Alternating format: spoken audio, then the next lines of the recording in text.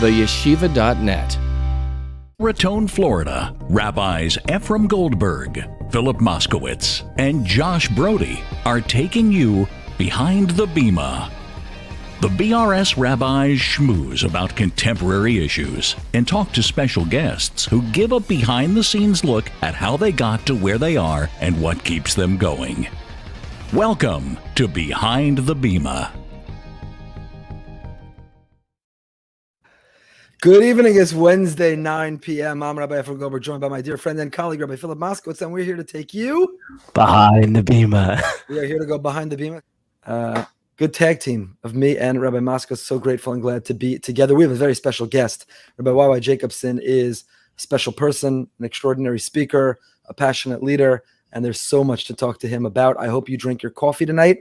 I hope you're ready to stay up late into the evening because we've got a lot on the agenda for Rabbi Jacobson, including his own background, his life story, including his relationship with the Rebbe, including the time in which he made a blessing over President Trump or his welcoming of Rabbi Rubashkin. There's a lot to talk about. But first, we have to thank our generous sponsor for this evening. A very big thank you to our sponsor, Karen and Simcha Herman of North Woodmere, in commemoration of the first Yortzeit this past Sukkot of Shlema Yehuda Leah Ben Miriam, who touched the lives of so many, including the staff at Medical. Huge thank you to the Hermans, good friends of mine, of ours for a long time. Brother Naftali is an active member of our community, a leader in our community. And Sim Herman, in fact, is the one who put us together with Rav YY. Thank you for making the connection. Thank you for sponsoring tonight. Thank you for sharing Torah and the light that you do. Trust me, what Rav YY is going to share tonight is gold. Amazing. We want the world to hear it. It's not about us and our banter. It is about Rav YY and his message, Avram Fried, Bidi Deutsch, and all the other incredible guests that we have had. When you review, more people stumble upon it and learn from it. And that is our goal. Thank God we make no living. We don't make one penny. We make no profit. This is not our livelihood. We are just in it to get the message and the light of our guests out there to the world. So again, thank you to the Hermans, our sponsors. Let me introduce Rav YY before we bring him on by saying, although most people here know that Rav YY is one of America's premier Jewish scholars and experts in mysticism, Kabbalah. He takes these complex ideas and is able to reduce them and communicate them in an accessible way. He speaks all over the world, 6 continents, 40 states. He's taught and mentored thousands all over. He is an author. He has a website, theyeshiva.net, where he teaches thousands around the world each and every day. Again, complex topics in the most passionate and compelling way. He served as the editor-in-chief.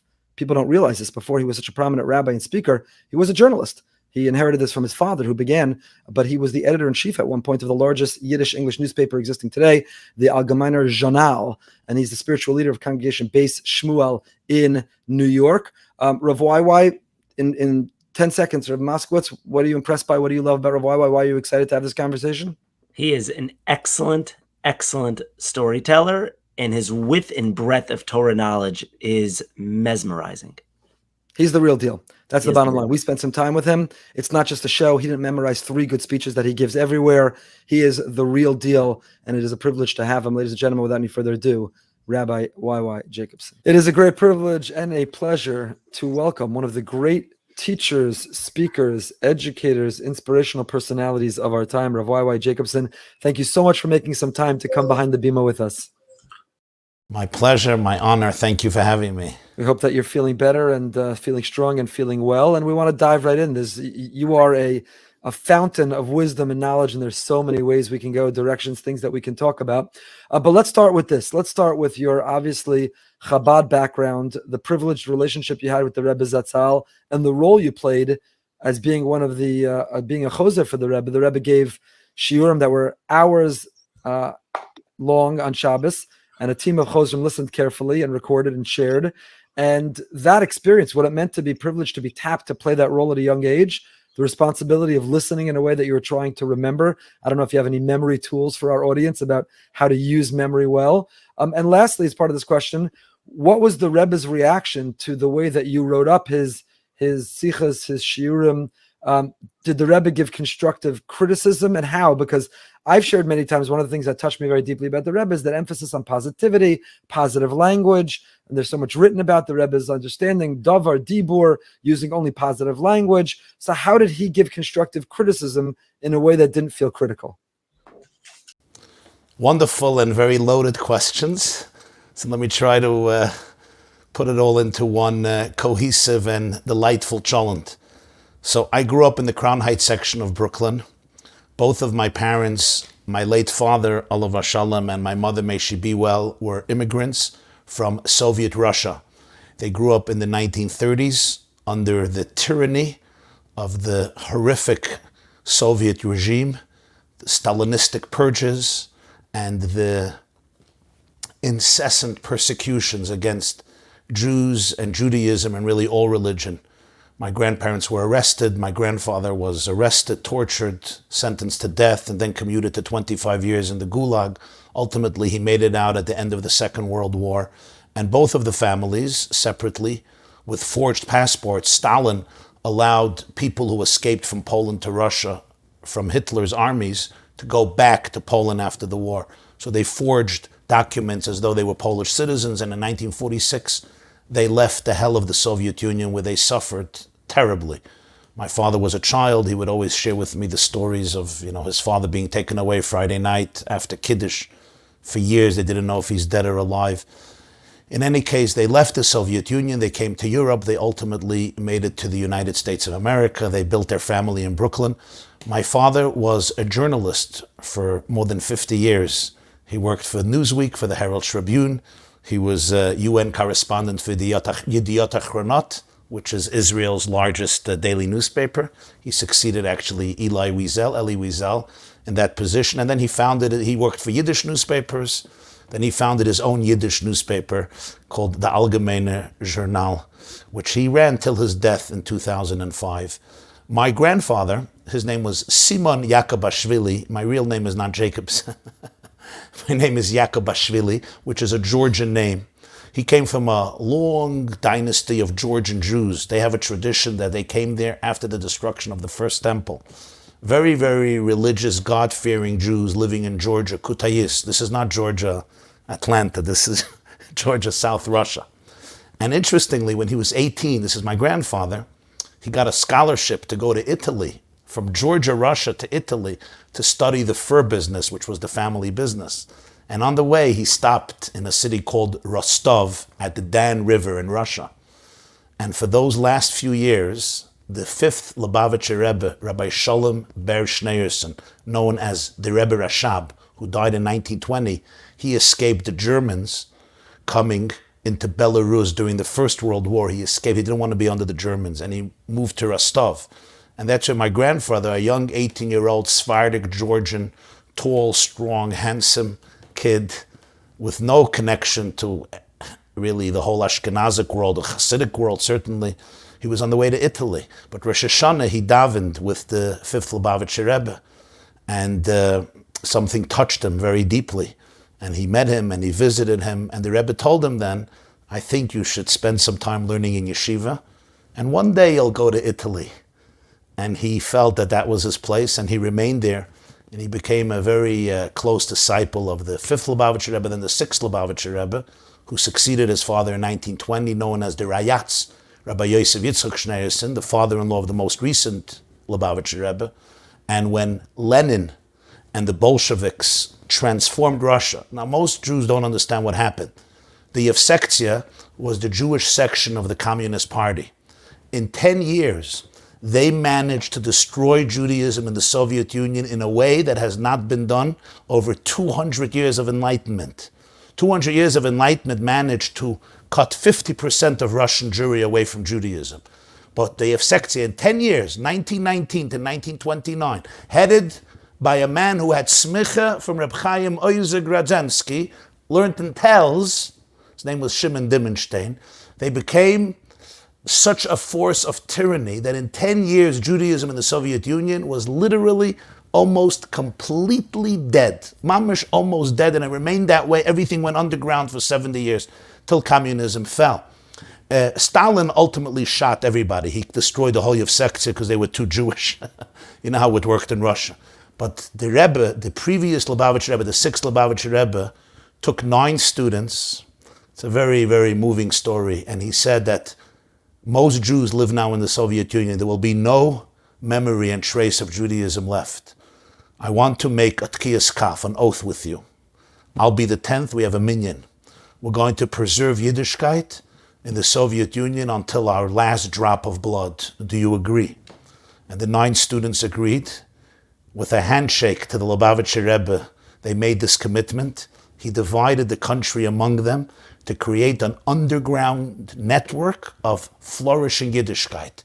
Schools, Rabbanim, Shachtim, Melamdim, Moyalim, Sidurim, Machzorim, Gemara, Svarim. The Rebbe created, it's unbelievable, 600 underground Jewish schools in the 20s and in the 30s.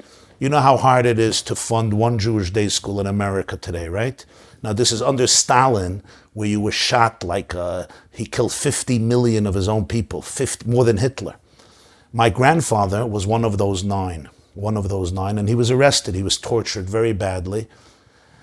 Anyway, the bottom line is he died young with my grandmother. They both died very young, shortly after they left, shortly after their exodus. My father and his 2 brothers were young orphans, but they rebuilt their lives.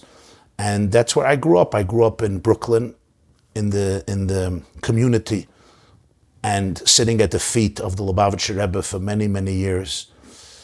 What happened was the Rebbe would speak Shabbos between 3 and 7 hours. Now, you and I, that's what I wanted to tell you. You and I, especially people who went to rabbinic schools and training and communication, you learn you need jokes, you need stories, you take off your glasses, you put on your glasses, you run around in this. The Rebbe didn't do that. He barely ever said a joke. Once in a while, he barely said a story. Once in a while, he said some, but that wasn't his thing. He could speak for an hour, 2 hours. A rambam, a hadrin, a siyum an shas, a zoyer, kabbalah, nigla, pilpul, rishonim, achroinim, chassidus, contemporary events, education, hashkafa, machshava, meir nevuchim, philosophy. There was a mosaic, you know, his can quote of, he knew the Vilna, you know, he knew every Malbim Baal Pen, every Vilna Gaon, from all segments of Jewish thought. And there was no tape recorder, it's Shabbos and Yom Tov, so it all had to be memorized, everything. And it was history in the making, because we all knew that what he's revealing, he's not going to repeat. And this is unprecedented layers of depth in Torah, machshava, hashkafa, inspiration, leadership, about, you know, what our duty is today, the nature of our generation. He would combine it all, the practical and the analytical, the transcendent and the earthly. And so there was a group already from day one. The Rebbe assumed leadership in 1950 after his father-in-law's passing. And there was a group headed by a man who just passed away. His name was Rabbi YY Jacobson. He passed away last August, Vav Av, at the age of 90.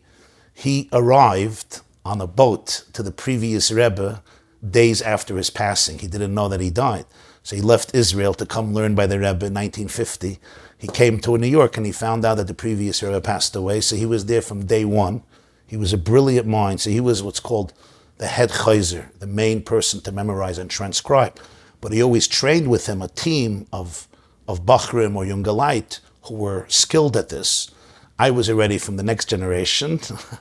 I wasn't yet, in 1950, I was still a divine thought, what they call in Kabbalah, Machshava Hakduma da Adam Kadman. I was born only in 72, but I had an older brother who was part of that team. And when I was young, I guess I displayed some affinity and ability in this field. So I was taken in to that group of the Chayzim, actually, during the last years of the Rebbe, until he suffered a stroke, which was in March 92. But he would farbring every Shabbos. Now you have to understand, Yom Tov, Simchas Torah, Shabbos Bereishis, sometimes he had a 3-day holiday. He would do 4 or 5 farbrengens. You're talking about 10, 20 hours. Not a 5-minute speech, not an hour. 10, 20 hours of deep shiurim in Nigla, Chalocha, Kabbalah, Chassidus, Ashkaf, Machshav, and everything. A lot of times current events, you know, Eretz Yisrael, the Jewish world, education, kiruv, outreach, challenges, crises, shalom bayis, whatever it was. One farbrengen can have just a tapestry and a mosaic of hundreds of themes and topics, you know. Then suddenly you say, well, they're going to make a siyum on shas. So siyum on shas for an hour and a half. I'll see you one day, I'll see him on Zvachim, I'll see him on Tamur. And he didn't give no notes, and he didn't prepare you before. There was no Chazoras Hashir to prepare the materials. Then there could be a Maimah Chasidus in the deepest esoteric ideas of Chabad Hasidic spirituality, Kabbalah. No, he did not have notes.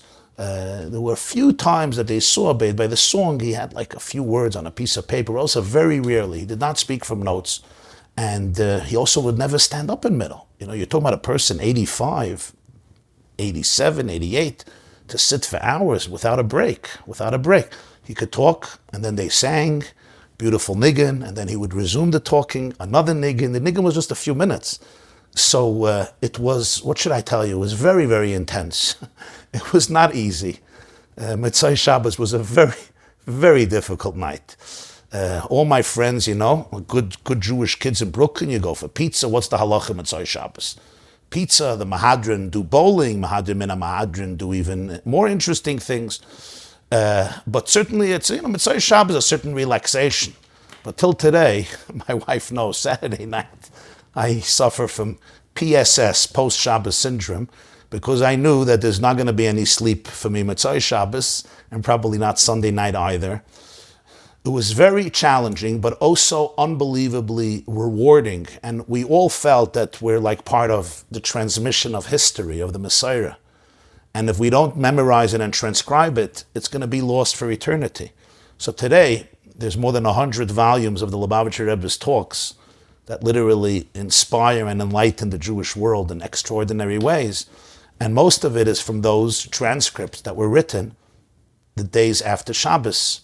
And what would happen was, Motzei Shabbos, Rabbi YY, Alav Shalom, the main chayzer, would gather the chevra, Motzei Shabbos, and he would go over everything. He would repeat everything. It took a few hours. There were a lot of arguments and debates back and forth. He sometimes got very upset. He spoke in Yiddish.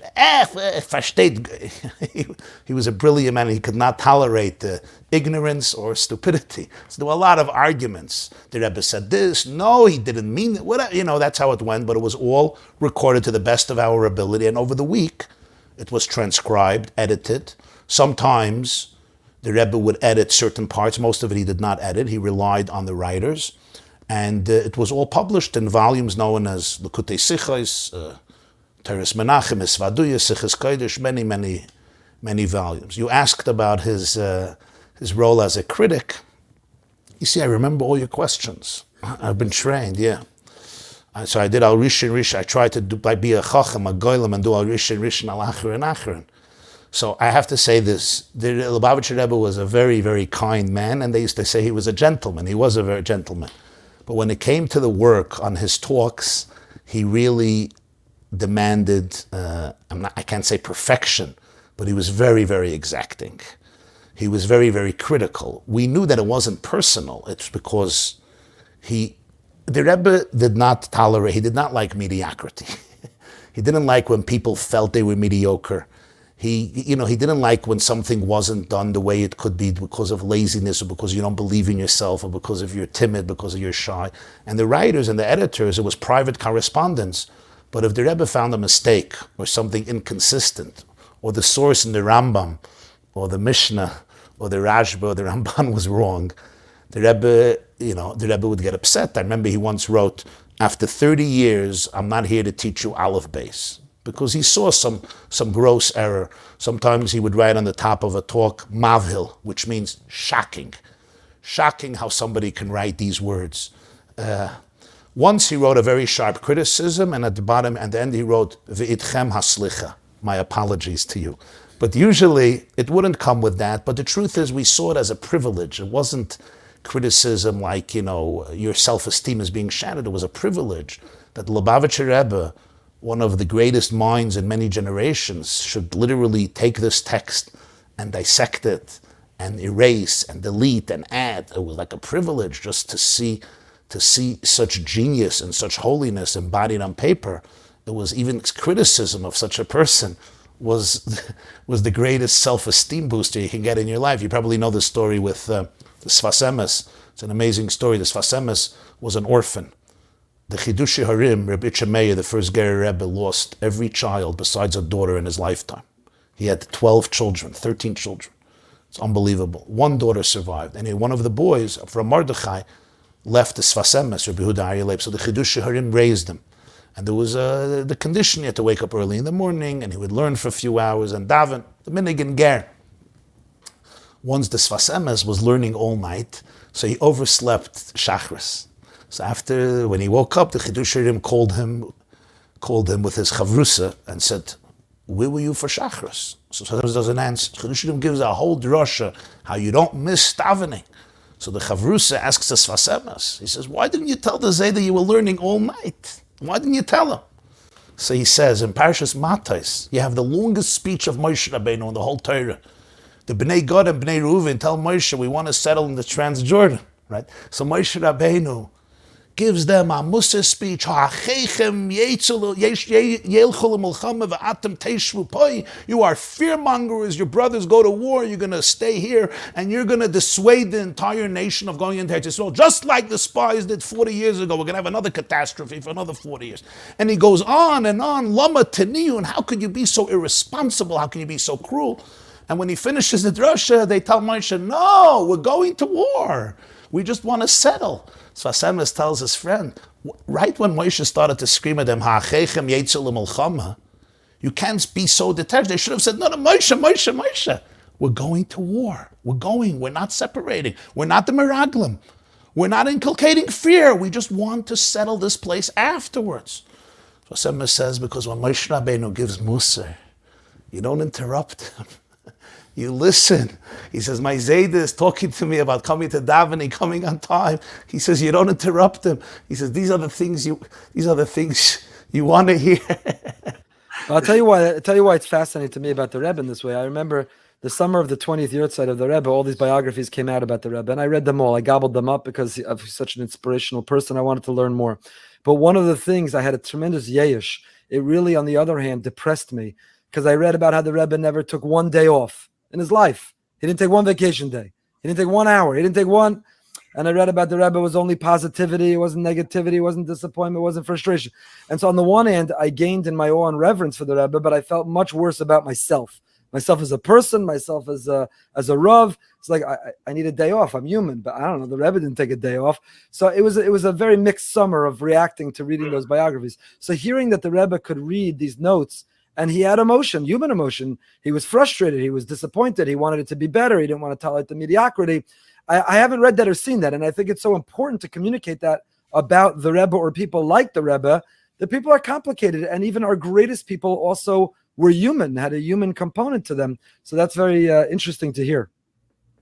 Yeah, absolutely. And to see how he edited a talk, there was so much to learn from it. The choice of words, the precision, and never to express yourself negatively. He didn't like the word death. He would write the antithesis of life. Hepech hachayim. If you wrote ra, he would wrote the opposite of toiv. It was just an approach of how to look at something. Also the respect for every word in Torah, the awe, the reverence, the diuk, how he would change a question. You learned intellectual clarity. You learned brisker precision, what they call hagdoros, chilukim, differentiations, distinctions, definitions, compartmentalizations, categorizations, syntax, grammar. There was a lot to learn from his incredible amount of learn from his editing, both in terms of style and substance. You learned also that you have to know everything. You have to learn everything. You have to, as much as your best, you have to really go through the material and master it. Can I ask a follow-up question? You were describing... Just stop an interesting thing. It's interesting. In Chabad, they wouldn't know this. The Rebbe would sometimes quote a sefer and quote it. He would quote it, and then he would say, but check it up in the library because it was for memory. I didn't have a sefer. And it was smart. He once quoted, today Reb Tzadok is popular. In the 1960s, there were a few people who even heard of Reb Tzadok Mulublin. But in one sikha, the Rebbe was speaking about celebrating a birthday. And he quotes in the sikha, looking Resisei Laila, Rav Tzadok, Reb Tzadok HaKayim Mulublin, and he quotes it. And then he said they should check it up. And it was mamash verbatim. So it was interesting, It was a Chabad Rebbe, but he knew every line of Reb Tzadok of Lublin. Once quoted a Machzer Vitri, also, who knows Machzer Vitri? Mamish verbatim, and he said to check it up. Rabbi Akiva Eger, Sefer Chassidim, he didn't have it in his room. And once, there's a sefer from the Malbim called Eretz HaChayim. Most people never heard of it. I think it's called Eretz HaChayim. And then also, he was interesting in the footnotes, he referenced it, but he said they should look it up because he didn't have it in his room and he was working on it. So you also saw a different level of Torah mastery that is unparalleled, because it was Gemara, Shas, Yerushalmi, Rosh, Rif, Rambam, but also all this form of Kabbalah and philosophy. Very rare combination in one person. But Rabbi Moskowitz, let me just jump in with one more follow-up, then I'm going to let you in, I promise. And Rabbi YY, I hope you have the rest of the night for this, because there's so much to talk about.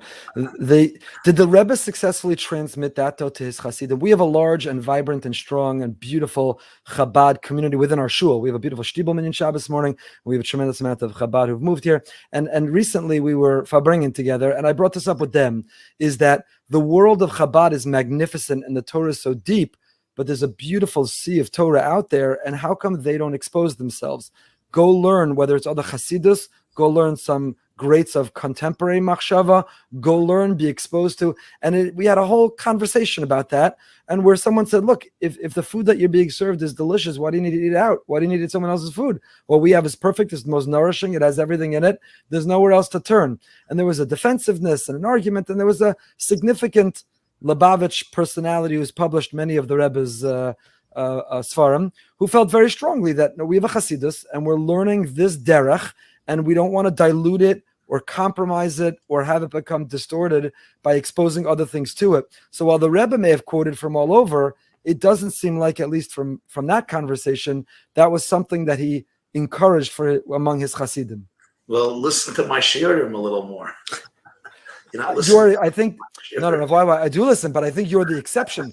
The Torah world embracing you, many non-Chabad, many people who are antagonistic to Chabad love you and embrace you because they see you as the exception to the rule. Meaning, you happen to be Chabad. You happen to be Chabad, but you're also bringing from all over. Yeah, listen, I really can't speak for anybody else. I don't feel it behooves me to do so. And I really can't, because I don't know what's in people's minds.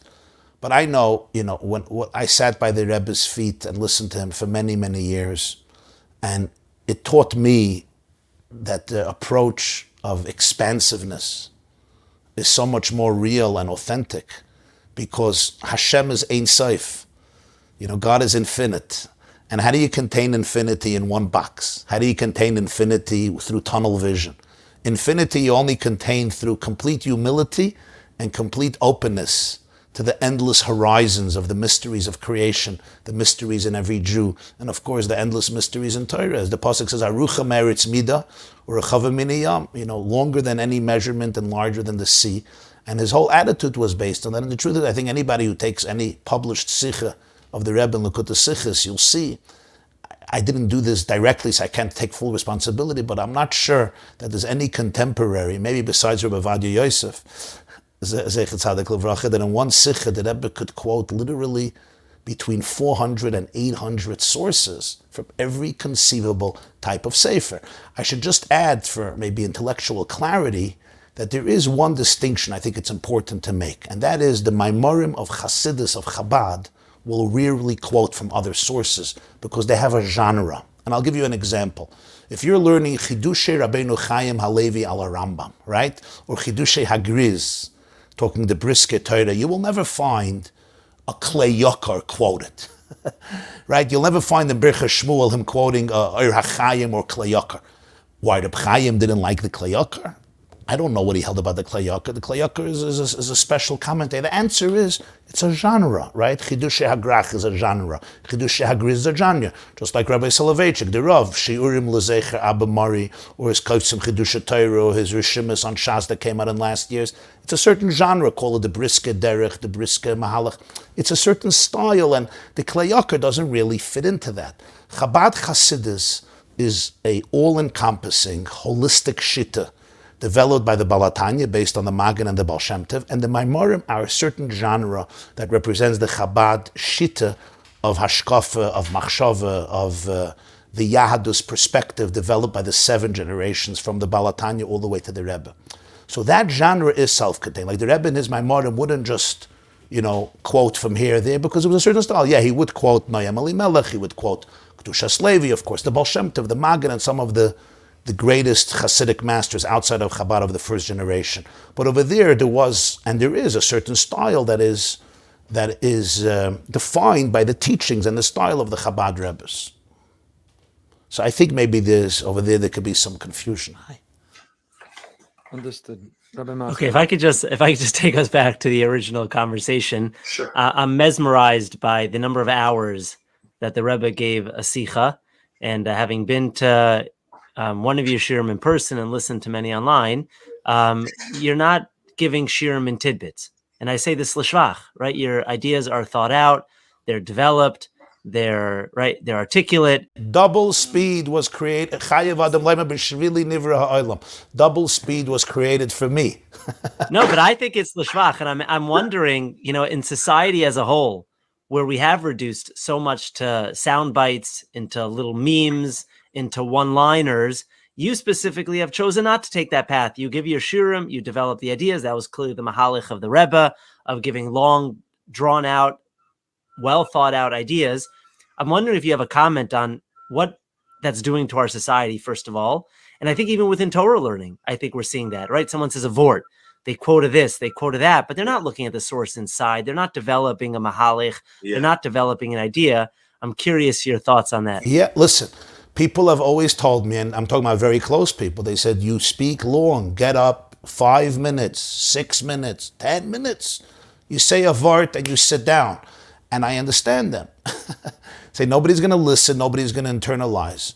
But I appreciate what they're saying, and that's why I cherish, WhatsApp clips, and I have some of my people always doing clips, because some people just want 60 seconds. Gesundheit, a fast vart, a fast maisa, a nakuda, a little music, a little animation, and they get their inspiration for the day. So be it. We like to be there for every person according to their capacity.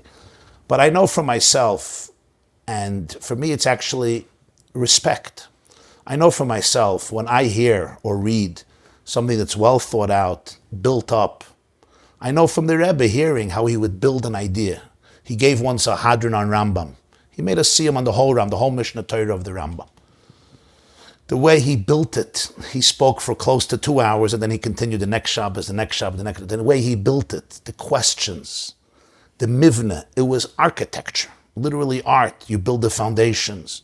You put up another floor, and then you hit the peak. And then we can appreciate the expansiveness of Torah, the broadness of Yiddishkeit, the godliness of a pasuk, of a Maimah Chazal, of a sugya, of an inyan, of a halacha, of a shita. So to say just because we live in a generation of sound bites, and we live in a generation where half of us have been diagnosed as ADD and ADHD, and all of the other wonderful definitions and diagnoses, which, by the way, have some milas. I gave a shir last Shabbos, and there were a bunch of bachim from a particular yeshiva. They call themselves ADHD yeshiva. Fine. They sat, and a guy came over, one of the bachim came over to me, and he said, I'm ADHD, but you could have spoken another few hours. I said, how if you're ADHD? He says, listen, we ADHDs, so what he told me, he says, we get bored fast when it's boring. But when somebody touches the spot, when you get into my soul and you're dealing with what I'm really dealing with, we could listen for 6 hours because we get turned on deeply. And it was a very profound thing he was telling me. So I have found that, yes, there's a lot of jokes about sound bites, and it's true. And Rabbanim and Shuls, we have here prominent Rabbanim, you know how long your sermon is allowed to be, how short it's allowed to be. But I have found, I have gotten so much positive feedback of real shiurim that really present an idea in all the oirich and roichev and oimek, as much as my own capabilities allow to present it. And I find that there's a significant amount of people, we underestimate people's intelligence and we underestimate people's depth. And I think it's very important never to underestimate it. But here's the mistake that some of us teachers make, and that is, we want they should just love it because we're giving it. It's not going to be that way. You have to really speak to the people. That means rich, beautiful, elegant, structure, depth, and most importantly, emotional relevance. You got to speak to their struggles. You got to speak to their heart. You got to speak to their soul. You got to speak to the reality they're living in, not some fictional reality that you would love them to live in, which everybody detaches from immediately. But when we can do that, I think that, on the contrary, there's a significant, huge amount of people who really cherish true amkus, true depth. You just touched on it, because I was going to follow up by asking you. You're enormously popular. People are real Hasidim, learn, live, and are inspired. Someone I'm very close with who lives in Monsey, who is a Litvische person who learned the Daf Yomi for many, many years and Brisker Torahs and would never touch Hasidus, now comes to you every morning, put on a gartel. He told me it's because he's putting on his seatbelt. He's buckling up before he davens. And there's a real chassid of yours. So you resonate deeply and profoundly for many. And I was going to ask, what is it about your message that you think is really penetrating and resonating? You answered that. But so I'll ask a corollary of it is, how much preparation goes into your shiram and your speeches? You clearly give it your all. You're emotionally invested. Tell us about the mechanics of how to tell a good story. Half of the meaningful minutes are you, because you have mastered the art of telling a story, the same story that many others are trying to repeat over, copying Rav YY. They're saying the story, it falls flat, it's an airball, they can't say the story. You tell that story, and it's a room full of people, they're a puddle of tears. What are the mechanics of telling a good story? How much prep goes into these shiurim? And what is it about the style that's resonating so deeply? You mean it's not because Nachi Gordon likes my looks? That too. Okay. Thank you. I appreciate that very much. I think that you ask me how long it takes to prepare. So, it's maybe cliche, but it's the truth. I'm always preparing. I never stop preparing. Meaning, sometimes for a particular drasha, I could prepare 5 minutes, but I've been preparing for years. Sometimes I need a few hours or a few days or a few weeks to research. But I'm always preparing, meaning I'm always trying to learn and trying to grow and trying to stimulate my own mind. I once received spectacular advice from Rabbi Adin Steinsaltz. You remember Rabbi Adin Steinsaltz, who wrote 70 Sfarim, the first translator of Gemara before anybody else, Rabbi Adin Even Yisrael, who passed away last year at the age of 83. And I once went to Eretz Yisrael for speaking, and I went to seek his advice. This is 20 years ago. And he told me something very special. He said, he was a very sharp Jew. He talk about criticism. He knew how to cut somebody down if he wanted to. So I asked him advice. I said, you have been speaking for years. You've been writing Svarim. I'm just starting. This is more than 2 decades ago. It was Shabbos afternoon in his cottage. He had a little garden behind his home in the German colony in Jerusalem. The sun was setting. He sat me down on the stem of a tree, and he sat on some other stem of a tree. It wasn't shaking, so it wasn't an issue of muktzah. And I asked him this question just for general advice. And he told me something, and he said, I want to share something with you. My wife went to a few speeches of yours in Jerusalem, and she says you're good. If you're good, you're probably going to get better. You'll probably get so good that at some point you won't have to prepare, and people will call you. And you won't even have to know the topic. When you get up to the pulpit, you'll see a flyer on the pulpit, and it's going to say marriage, education, psychology, fear, happiness, abuse. And you'll open the filing cabinet, and you'll take out the, canned speech, and you'll speak for an hour. You'll get a standing ovation. They'll give you a check. You'll go home, and everybody will be happy. He says, and you'll do this professionally, and you will do it impeccably. He's telling this to me. And then he whispers, and he says, and then one day, you're going to wake up in the morning, and you're going to look in the mirror, and you're going to see that there's nobody there. There's just a mouthpiece. There's nothing left. There's no person. There's only a mouthpiece. And at that moment, you will know that you have virtually died. There's no person left. There's just a mouthpiece. I was taken aback. And he was basically saying that what happens to many is they just become copies of themselves. Everything is canned, everything is prepared. So I have to interrupt this with one of the, this is how I speak, one of the best insights of the Kotzker Rebbe. The Medrash says in Kaihelas that we have different seasons in life, right? When we're born, we're treated like kings. He says, then we become like pigs, searching through the garbage. He says, then we become like goats, jumping around everywhere. He says, at 20, we become like horses, grooming ourselves, looking for a beautiful woman. He says, then we become like, like donkeys, schlepping all day to make a living. He says, then we become like dogs. We need a chutzpah, barking to be able to pay all of our bills. And then when we become old, we become like chimpanzees. Asks the Kutzker, there the Medrash doesn't explain why. Harehu kekayf, hiskin harehu kekayf, Medrash kayhelas rabba. Why when we become older, we become like monkeys or chimps? So most say because, we make tricks. We do imitations for the Einiklach to entertain the grandkids. Kutzker Rebbe says something so profound. He says, when you become older, you often become like a monkey or a chimp or a gorilla, imitating. He says, who do you imitate? You imitate yourself. You went into a certain mold. This is who I am. I'm not changing. He says, once I hit 50, 60, 70, 80, I'm just imitating myself. I daven today because I davened yesterday.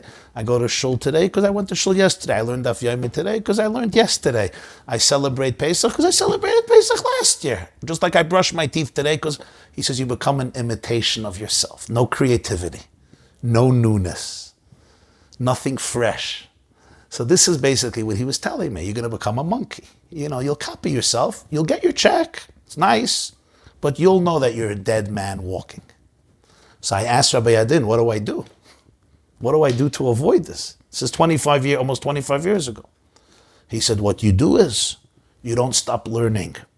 You don't stop challenging yourself. You don't stop exploring new things that you never knew about, that make you learn more about your emotions, your heart, your brain, your mind. So what are you learning? Tell us what you're learning now. What are you learning now, and how are you challenging yourself? So this was amazing advice. So really, I just constantly try to learn. Today, excuse me, just an example. I mean, I'm learning Masechta Rosh Hashanah like many other Jews. Excuse me, and I gave shiurim on the whole Masechta Rosh Hashanah, but it's still always a new Masechta every time you learn it. I have my shiurim. The Lubavitcher Rebbe instituted a shir rambam that is an incredible, it's one of the best kept secrets in the Jewish world. Learning through the Rambam, people don't realize, is an unbelievable way of mastering Yiddishkeit in a way that you can't get it from other Sfarim.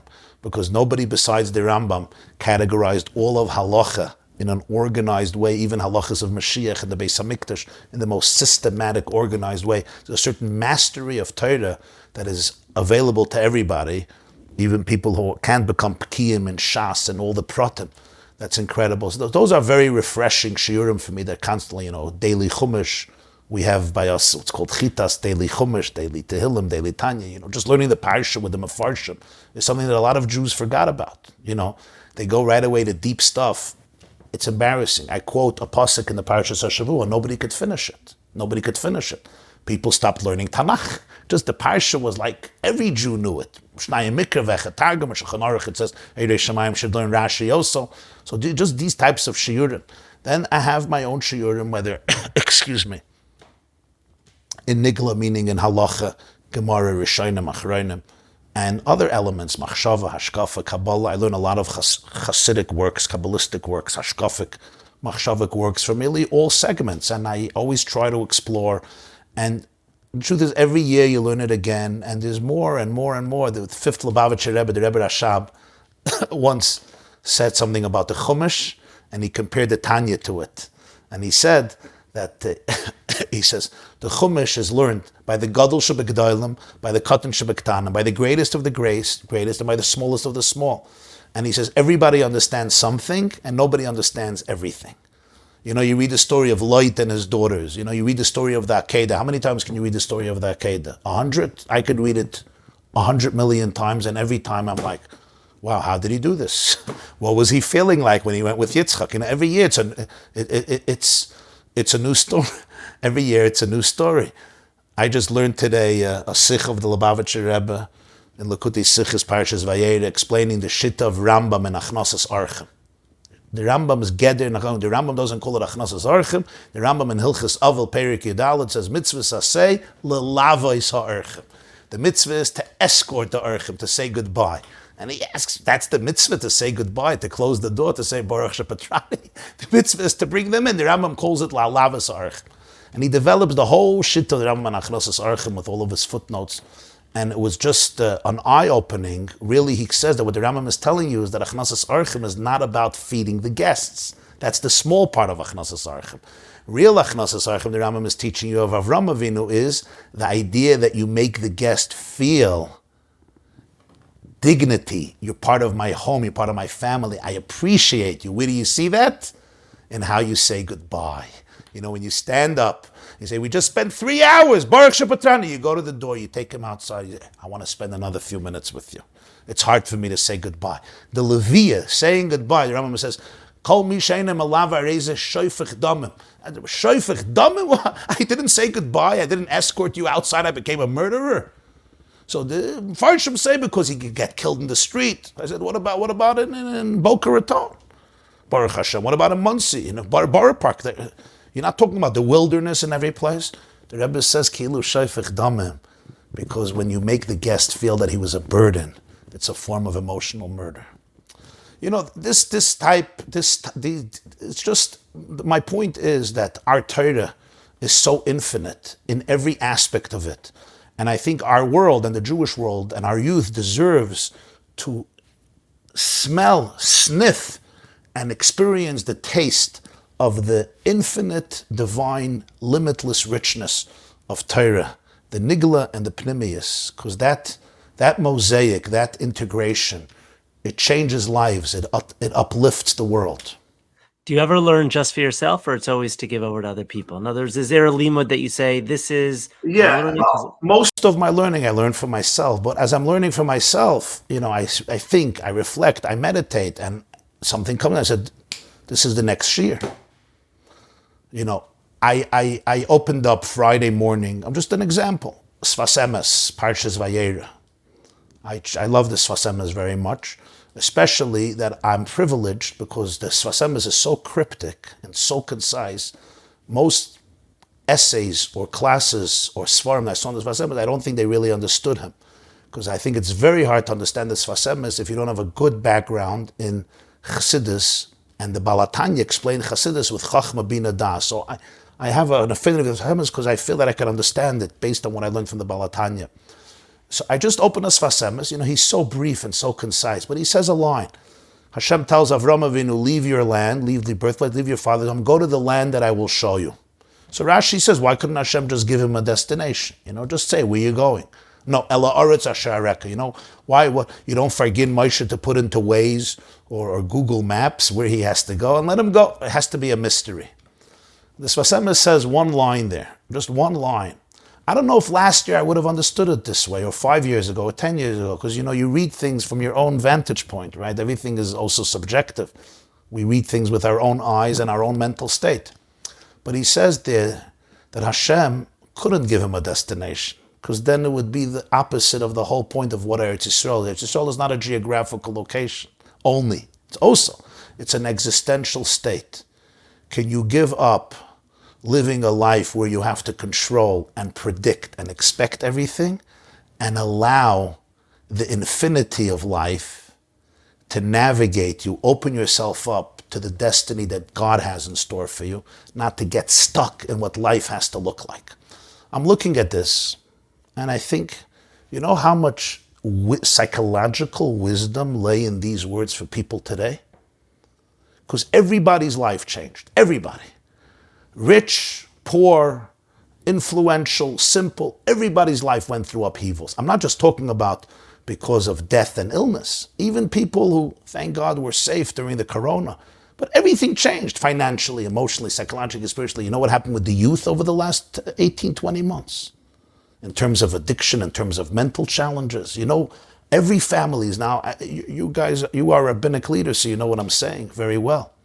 And people need to be able to get comfort and strength and stability. So if I get up Shabbos at the drush and I start off like this, you know, there's a vart on the parsha, I lost 90% of the crowd.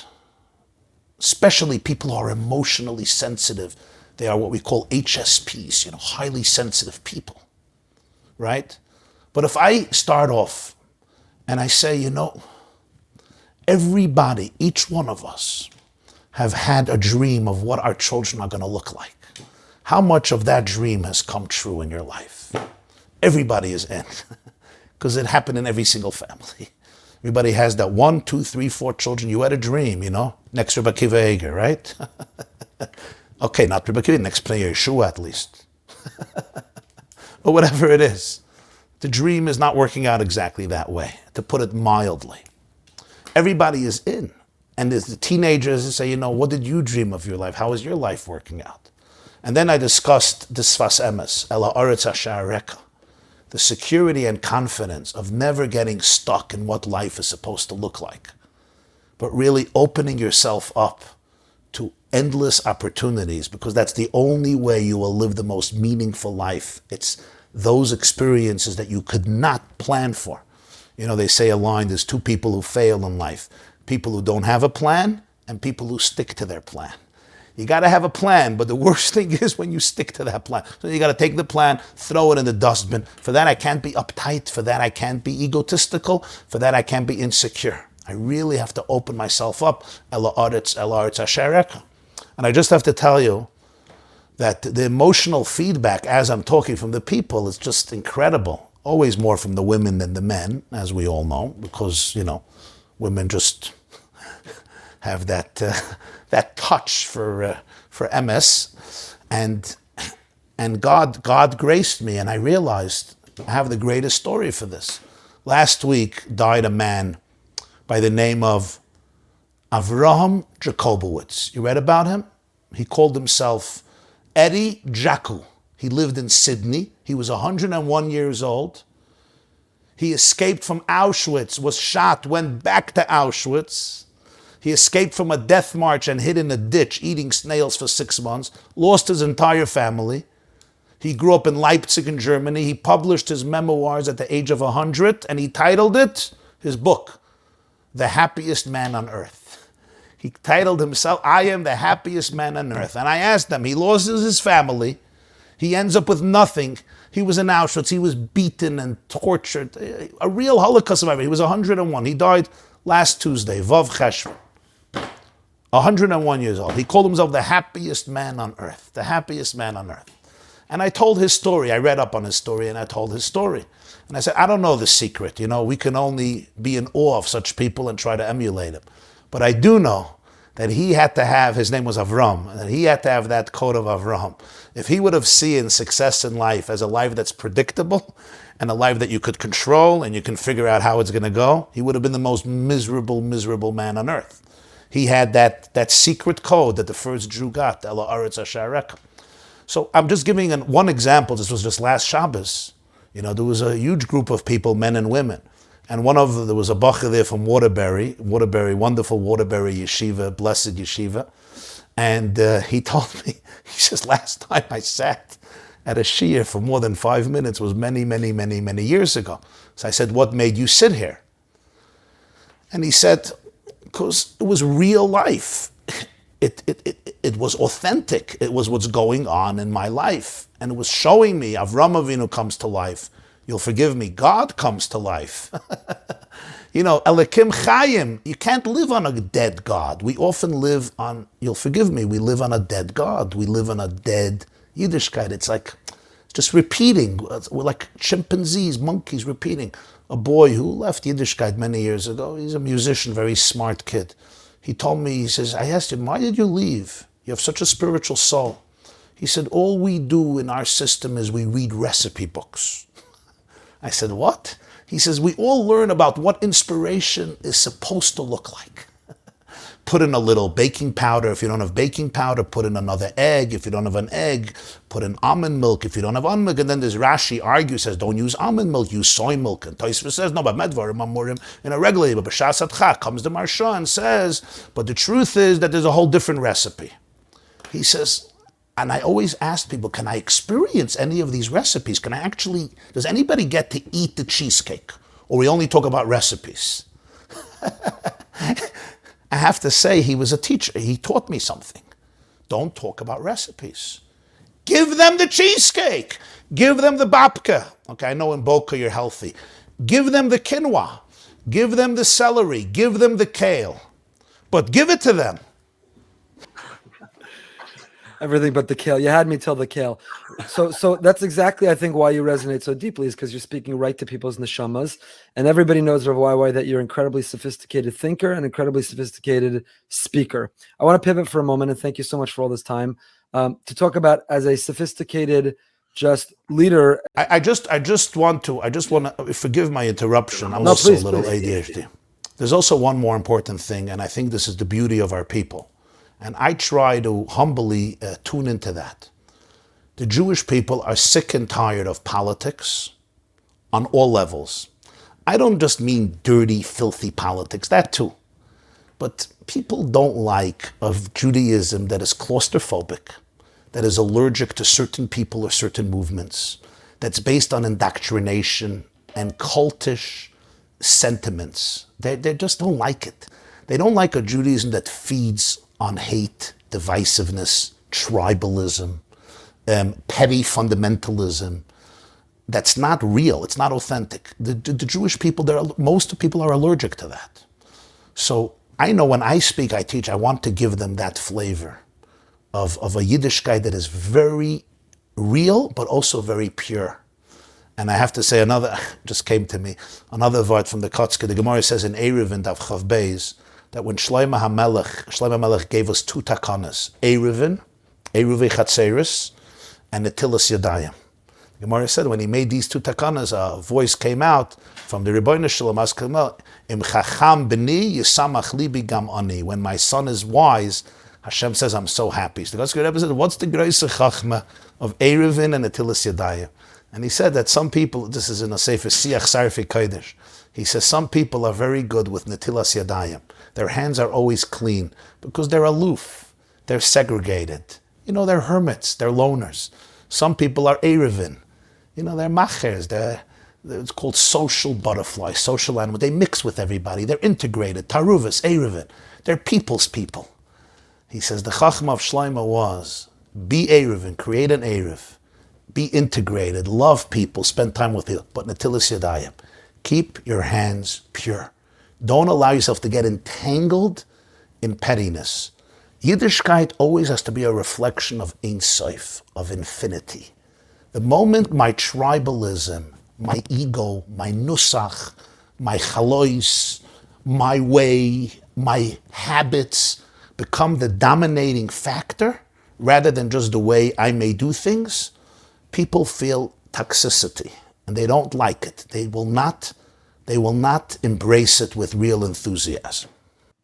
Thank you for adding that. It's a perfect transition, actually, to the follow-up question I wanted to ask. Sophistication. You want to talk about sophistication? Well, sophistication. And at one point, you were the editor-in-chief of the Allgemeiner Journal yourself, and were exposed to journalism and understand what it means to navigate the world of politics, politicians, community, to do it with nuance, with sophistication.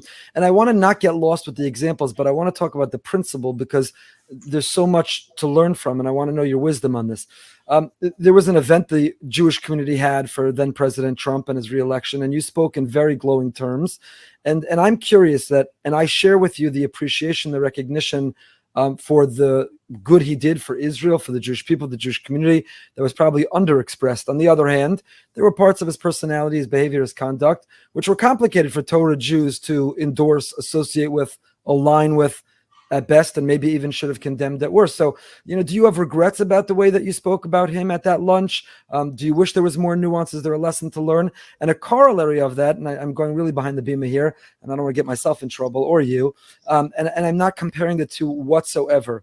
But similarly, when Rubashkin was released and you embraced him so fully, so also a role model for all of us of Emunah. He was incarcerated, disproportionately, clearly anti-Semitism. He lived through it with enormous Emunah. That Emunah is a model for us, so much to learn. But at the same time, there was a reason he was incarcerated to begin with. Not everything was pure innocence. And does the community lose that nuance if we don't ever express it, that on the one hand, we reject this part, while we admire and embrace this part. So in both of those circumstances, was there a nuance that's missing? Is it important for us to communicate with nuance that we can simultaneously, we live in this bifurcated world where you have to either, it's hero or villain. Which box do you neatly fit in? You're either the worst or the best. And I live in a world, I think you live in this world of nuance, that there are parts we can admire, while there are other parts that we could be highly critical of, and that nuance. So in both of those cases, would you amend? Do you still stand by the way that you spoke about them? What can we learn from you about them? Right. Wonderful and important question and challenging question.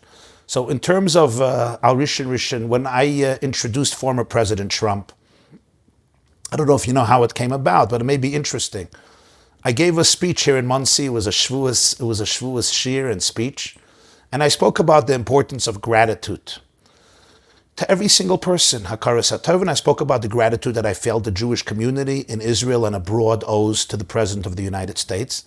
And one of the participants in the shir, a man named Lazer Shiner, who's a well-known and great Jewish philanthropist and a personal friend, and the builder of our community here, known as Or Chaim in Monsey, heard the speech. And he called the White House, and he said he wants to make a lunch and thank President Trump and show support.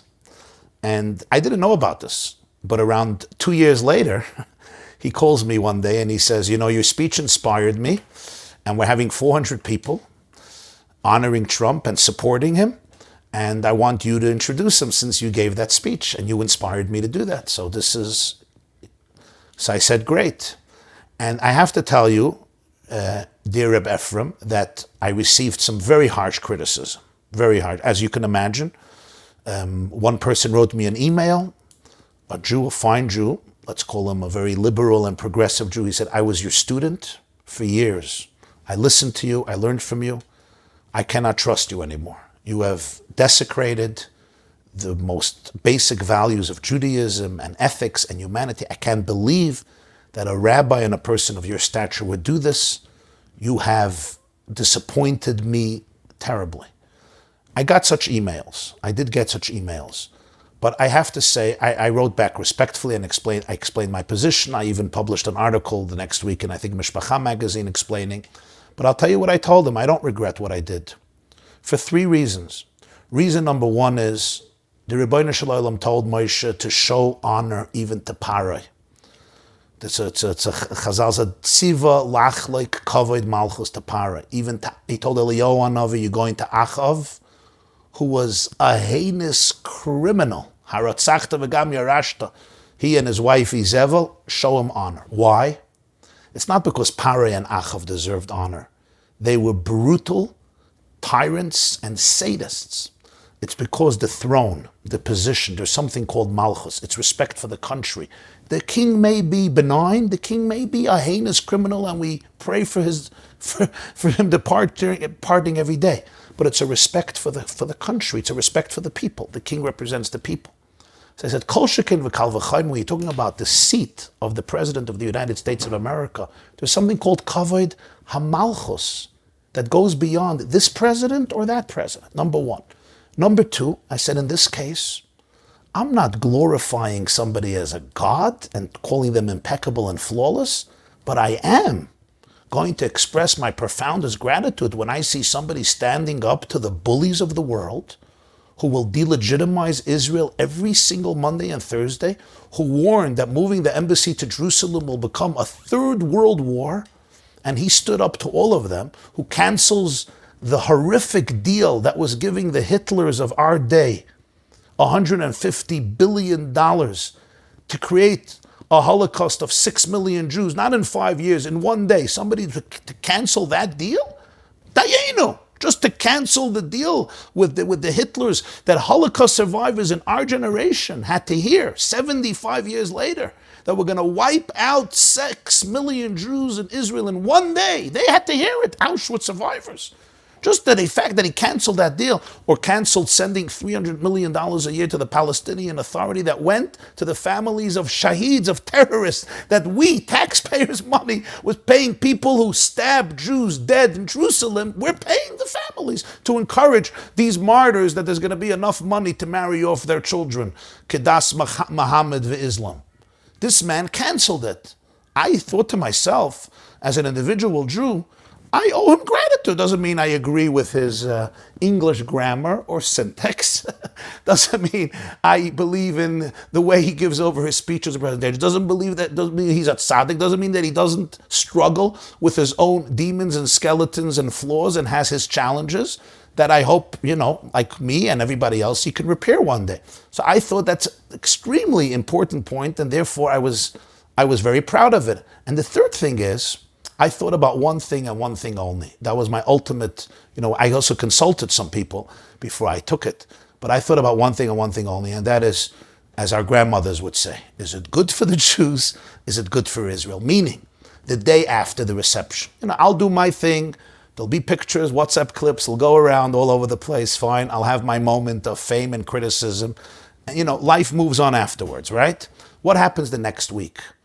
When the President of the United States feels such glowing hakaras hatoiv from 400 people with yarmulkes, so they're not bashful Jews, will it persuade him to create policies, to cultivate policies that will help the security of our people, Am HaYoshev B'Tzion, in Israel and around the world, fight anti-Semitism? Will it ultimately bring goodness to the world? And my conclusion was, absolutely yes. And I have to say, for those who know, that the weeks after this reception, he has given speeches and allowed for policies to happen that were simply for the benefit of Israel. And for that, I think we have to be, grateful and thankful. I also want to say one more thing. This was just on a personal note. I'm a little bit of a history buff. I was standing behind stage with the president, and he was flanked by two Orthodox Jews, Berkowitz, a yeshiva graduate, and his son-in-law, one of them with a yarmulke. He came out to the audience, and there were 400 Jews. Everybody was wearing a yarmulke. And I literally shed a tear. And I'll tell you why. You know why. When I saw the number 400, it just brought me back to October 1943. 400 rabbis came to see President Roosevelt, including you had Reb Moshe Feinstein, Reb Blazer Silver, Avram Kalmanovich, great rabbanim, 400, to persuade him to do something to save European Jewry. And what happened? Roosevelt walked out from the back door. He didn't even want to meet these rabbis. Forget about disagreed with them. He didn't even want to meet them. This is a few days before Yom Kippur, I believe October 43. And when I thought 75 years later, there's a president of the United States speaking to 400 Yidden with yarmulkes, flanked by two advisors who celebrate and observe Judaism, I said to myself, Shechiyanu v'kimanu v'giyanu lizman hazeh. It wasn't just Trump. It was the moment of where Jewish history is. I was very grateful for that moment. So I understand the criticism. I respond respectfully. I've learned in my life, we don't worship people. We don't worship people. We worship God, and God has no image. We don't worship images. We don't worship people, but we're grateful to people, and we see the good in people, even if we see other sides in people. I also learned from my Rebbe, one of the greatest lessons was, my job is to accentuate the positive in every person, so they should be encouraged to do more positive. Does that mean they have no negative? Does that mean they have no demons? No, I also have demons. I also have skeletons. And I can wake up every day and become a victim to my skeletons. Trust me, I got a couple of skeletons in my closet. You could speak to my mother-in-law and my therapist. But it's a choice we all make every day, and that's the choice I think we want to bring out in other people, including politicians who we may have some beef with in this area or that area. In terms of the second question, lahavdil, with my dear friend Reb Shalom Mardechai, I have to say two things. First of all, I think that there is an unfair statement about, that there was a lot of unethical behavior, but he didn't deserve 27 years. Now, I think he may have made mistakes. I'm not saying he didn't make mistakes. I'm not saying that this business was run, like Boca Raton Synagogue is run. Maybe there was some what we call Chassidish Malava Malka elements and so forth. But fundamentally, I would ask anybody who's really interested to study all the facts, but to know the other side as well, to know his side as well, and really study it. And we'll see that the levels, even if there were mistakes and there were errors, and I'm not saying his business was run in the most saintly, perfected fashion, the sentence that was given to him was saturated with anti-Semitism, with bigotry, and with horrible, horrible Jew hatred. And therefore I feel that even if somebody, and it's important to acknowledge mistakes and not to glorify every behavior of every person, but Shalom Mordechai, he may have made some mistakes, but fundamentally, you're dealing with an ehrliche person, an honest person, a Yirei Shamayim, an ehrliche person, not just saying a Hasidic guy who likes farbrengen and dancing, that too, but you're talking about an ehrliche person who may have made mistakes, and I know some mistakes that he made, and the level of sentencing was a completely different level. And I felt that the dancing of so many Jews when he came out of prison, there's no chash that people are going to learn from that, oh, you're supposed to and break the law. I did not feel that way. I feel that Klal Yisrael has an immune system, and it's healthier than we imagine. It's healthier than we imagine. I just want to tell this. It's an interesting thing. Stam a nice word, people don't know this. A Yid told me that it was the 1940s. The Lubavitcher Rebbe was not yet Rebbe yet. His father-in-law was alive. He came into the Beis Medrash in 770. There was a bacher learning Pnei Yeshua. His name was David Edelman. He was then a rabbi in Springfield. He passed away a few years ago, Rabbi David Edelman. He told us to me, he said, I was learning Pnei Yeshua. I asked him which Masechta, he didn't remember. It's the early 1940s. And the Lubavitcher Rebbe walks in, he sees he's learning Pnei Yeshua. He starts, the Rebbe knew Acharonim very, very well, or Shainim too. He starts schmoozing with him on the Pnei Yeshua. Okay, it was a nice schmooze. Then the Rebbe says, do you know that this Pnei Yeshua wrote other Svarim? He says, I didn't know. He says, do you know the names of the other Svarim? No, most Yeshua don't know the name of the Pnei Yeshua either. But the Rebbe, so he says, the Pnei Yeshua wrote other Svarim, but nobody knows about them. They were not Neskabel, but Futzes Yisrael. They just did not circulate. He says, the Pnei Yeshua did. Every yeshiva allowed Pnei Yeshua. Some people like Pnei Yeshua more. Pnei Yeshua is a certain type of mefairish. Some people love it, and some people find it very difficult. But Pnei Yeshua is the Pnei Yeshua, right? You can't ignore the Pnei Yeshua. The Rebbe says, the Pnei Yeshua became entrenched by Allah Yidden. He says, why this sefer, not other Svarim? So Rabbi Edelman told me, he said, the Lubavitcher Rebbe told him, he said, just like individual Jews have Ruach HaKodesh, some Jews, he says, Klal Yisrael, in Yiddish, he told me the words, Klal Yisrael hat kollektive Ruach HaKodesh. Klal Yisrael has collective Ruach HaKodesh. We have an immune system. And I feel that moment was a moment of collective Ruach HaKodesh, that they felt it was something of a miracle that happened Zois Chanukah when he came out, that was a display of genuine emunah and betachin and a victory against anti-Semitism. I'll just mention that there were 5 former DAs, and there was Alan Dershowitz, who's not suspected in being an ultra-Orthodox Chabad, Satmar, or Lakewood Jew, or even a modern Orthodox Yeshiva University graduate. Alan Dershowitz is Alan Dershowitz, right? And he too felt and wrote, together with 5 former DAs, that this was really a crime that was done to him. So I just think if we really want to be nuanced, we should be done, everybody l'kaf zchus, but especially in this case, we should study the case much more, and we'll see that sinishta zoi poshet. I want to thank you for being honest on both of those questions. I know they're not easy topics, and I'm sorry for whatever pain, certainly the first one, the criticism that you took caused. And even in the second one, I don't want to harp on it. It comes with it. No, I understand, but I'm fully makabel your explanation, and I never doubted the fact that the sentencing was exaggerated because of anti-Semitism, or the tzidkus of Rubashkin in terms of the emunah he displayed. I guess my only concern, or what I personally felt might be missing, and there's still an opportunity for, as we see a segment of the Torah community who are not honest in their business practices, and headlines of them getting indicted, arrested, going to jail, who better has a platform for 99% of their speech to be Aleph Beis Gimel, Emunah B'tachon Geula, and 1%. And by the way, fellow Jews, let me tell you, it's important we're honest. integrity. This is who we are. This is what we're made of. This is what the world is watching. And I didn't see it. Maybe I didn't read everything, listen to everything. I didn't see it 1%. I didn't see a point. I didn't see a 0.01%. And I think that our children are watching. Many are watching, and there's no one who could make the argument more compelling to say I was mistreated. I'm mostly erelach. This is, and doesn't even have to address it personally, but we and he could really, I think, inspire people to use that experience. That's only the reason that I asked that. Fair. Listen, it's extremely important to teach all of our children, everyone, in all of our yeshivas, in all of our communities, about the utmost necessity to be able to behave in the most ethical way, bein adam lachavere, between ourselves and between us and the wider world. And as the Rambam famously says in Hilchas Deis, it's one of the greatest forms of Kiddush Hashem, when the Rambam describes over there the Jew who's masayu matane be'emunah benachasim habriyas.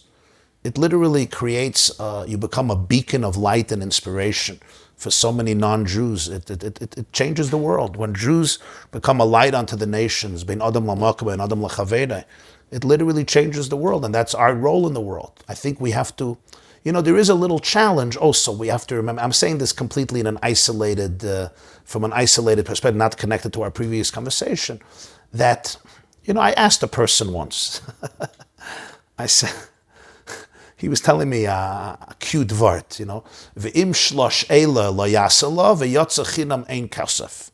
So in shlosh means, in Yiddish you say drai. So we who come from the Russian, Litvish and Yiddish, you say drai. And a drei cup is a swindler, they say drei. But by others, some Polish and Hungarians, they say for everything drai. So he says, V'im shlosh elu lo yasala. If you don't drai, v'yotza chinam ein kasef. You lose all the money. And I said, listen, Jews have been suffering 2,000 years of anti-Semitism. And in the old country, they felt that, if you're... If you sometimes say things as they are, you're going to go out without anything. Just like people felt with child molestation. You're not allowed to go to the police because it's Mesira, right? You're being moiser the Jew biyad akum, and he'll be hung on the gallows. But that's not the case. That's not the case. The fact is, we as a community could not deal with child abuse on our own. We tried. It didn't happen. It failed miserably, time and time again, with the poor victims suffering in silence and anguish. So Jews also have to remember that we're living today in a world where, even though there's a lot of anti-Semitism, the opportunity to become a voice in the moral conversation of mankind is a gift that God gave the Jewish people in our century that is unprecedented.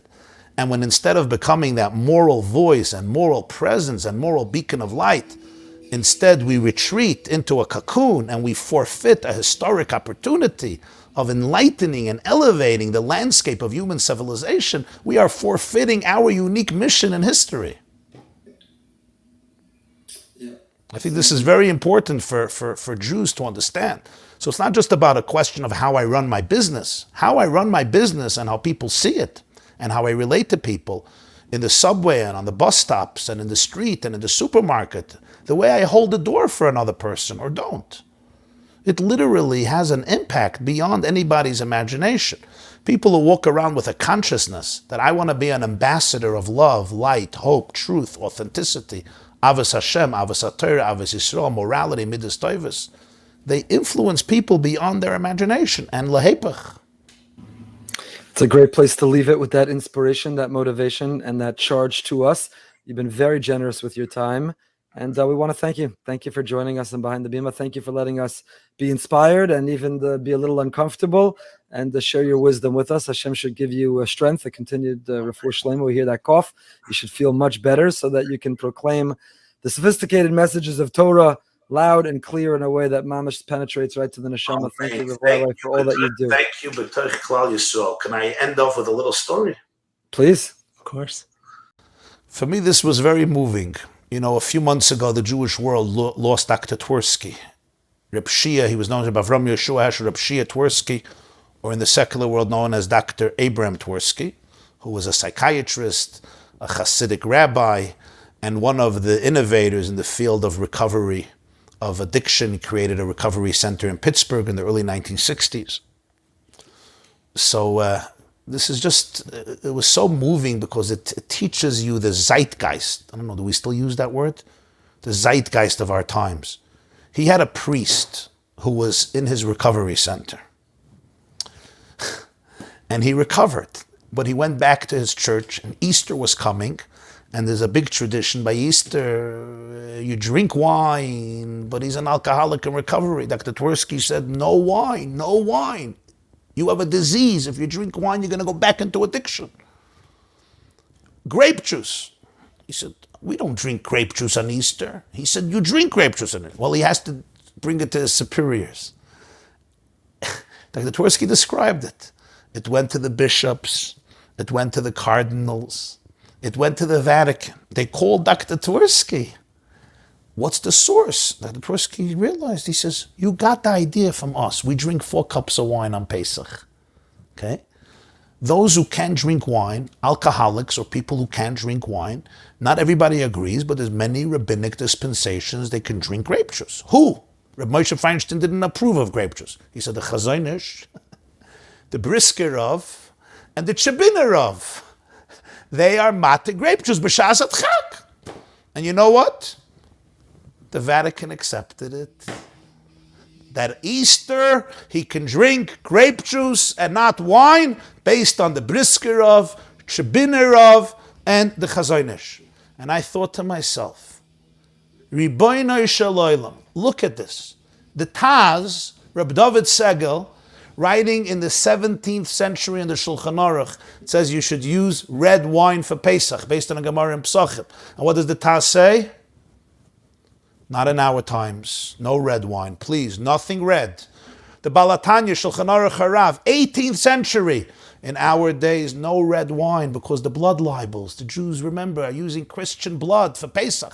No red wine, white wine. That's the 17th and 18th century. The commentators of the Shulchan Aruch and the Shulchan Aruch Harav. The 20th and 21st century, a Hasidic psychiatrist, Avram, Rabbi Efrem Goldberg, is quoted by the bishop and the cardinal and the Vatican for a heter that a priest who's an alcoholic could use grape juice based on the Chazonish, the Brisker of, and the Chabiner of. Look where history, the arrow of history is facing. So this is an opportunity for the Jewish people to become moral leaders and influences of a world waiting for Geula. Thank you. This was only the beginning of a conversation. We can't wait to continue it, Rabbi YY. So thank you again so very much. Have a wonderful day. It's been an honor. Rabbi Moskowitz, Rabbi Goldberg, thank you, and Hatzlacha, and Yarich Tarichu Yamim al Mamlachtechem. Thank you. Rabbi Moskowitz, what an interview. It went on longer and longer, and in some ways it did, because we continued a conversation with Rabbi YY, and we'll have to share that at some other point in some other context. But what about that long conversation? Stimulating. I don't think we realized how much time had passed, because it's just so it captures you. What stood out for you? Every part of it. No, I really mean that. Every part of it was fantastic and something to learn from.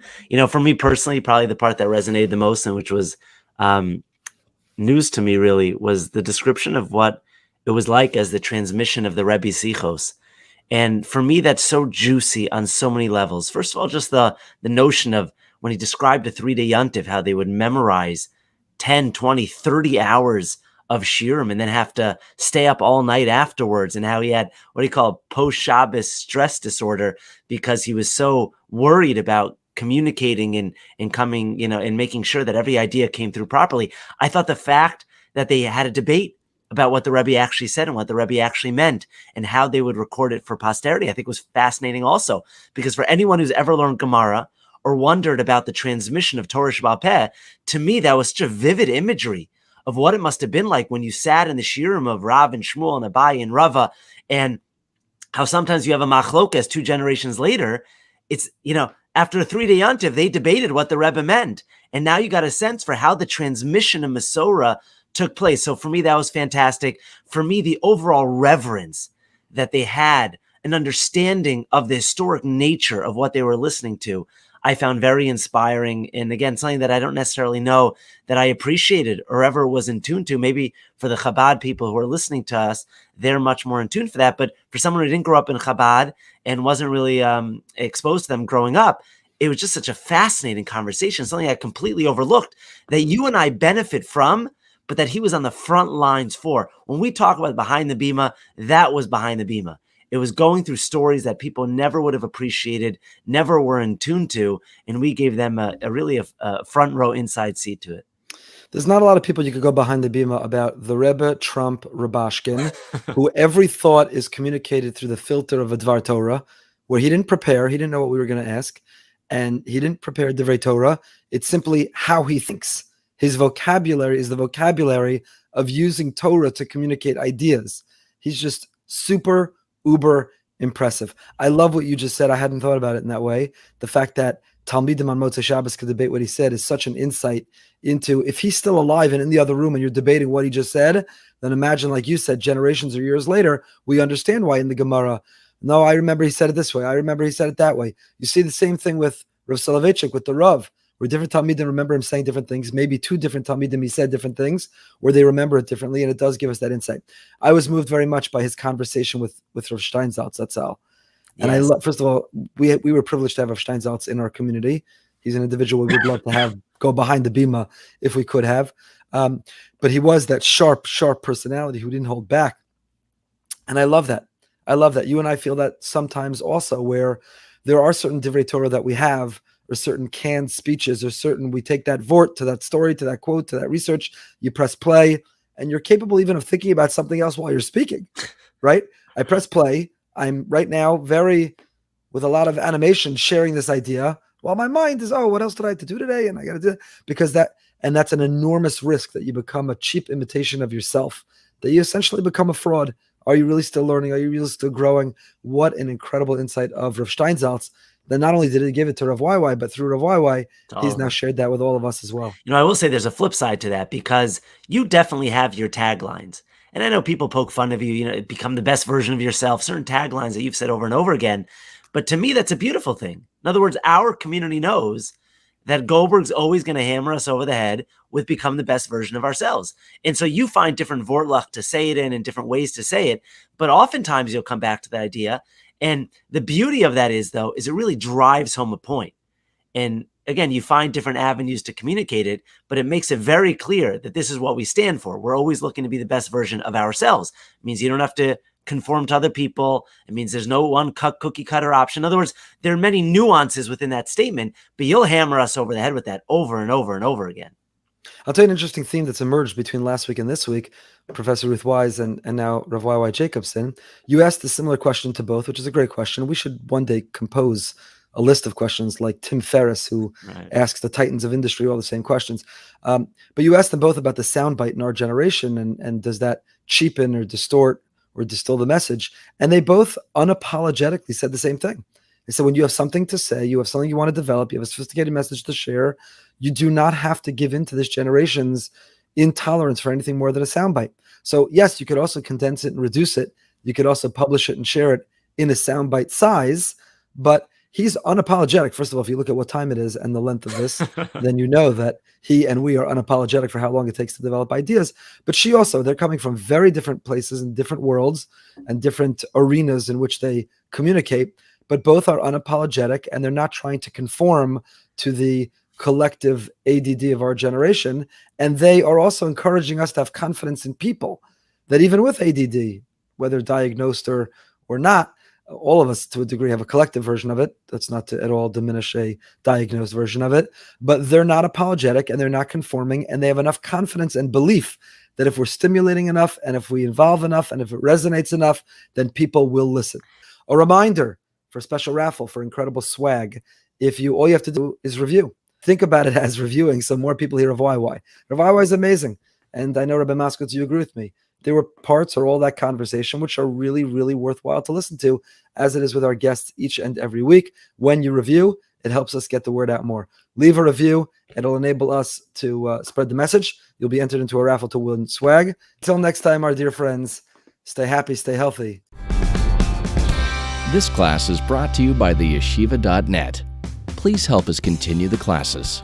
Make even a small contribution at www.theyeshiva.net/donate.